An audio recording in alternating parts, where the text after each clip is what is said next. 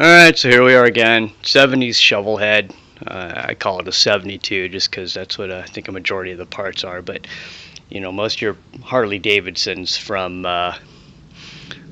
early 70s up through the 80s, parts all interchange. So there's just easy as hell to keep these things going. I'm going to do some close-ups. Hopefully we can see most of these fairly good. It's got disc rear brake.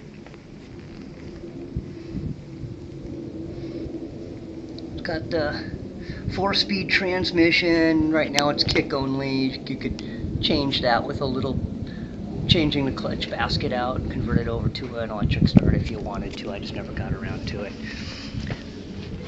Might be hard to see. It's got lollipops in the exhaust pipe. It's tunable by that bolt at the bottom, and that controls the back pressure. She is skinny.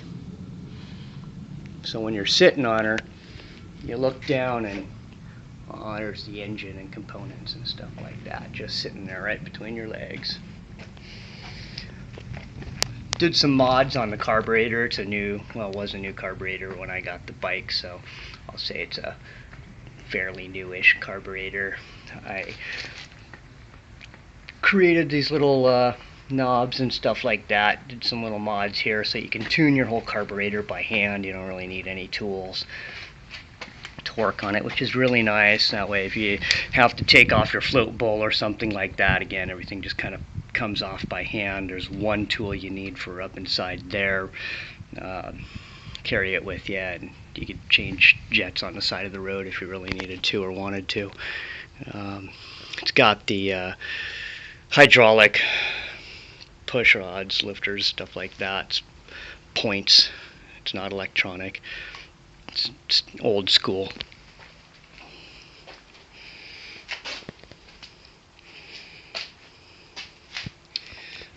Might be a little bit harder to see on this side just because of the light and all that. The clutch basket assembly is fairly new. Put a new clutch, new springs, new belt. There's a little bit of patina in here. The top side of these is aluminum, right? The bottom barrels are made of iron, so the irons commonly get a little patina to them. Doesn't hurt anything, just makes it look like a 70s Harley Davidson. That's about it. Bike runs really good. Can be a bitch to kick over sometimes. She is a cantankerous little creature, but once you get the rhythm down, they usually fire right up. They're all kind of like that. She doesn't drip, which is pretty nice. She does periodically spit out of the breather when you first start her up, but if you ride it with any regularity, that's pretty minimal. When you're sitting on it,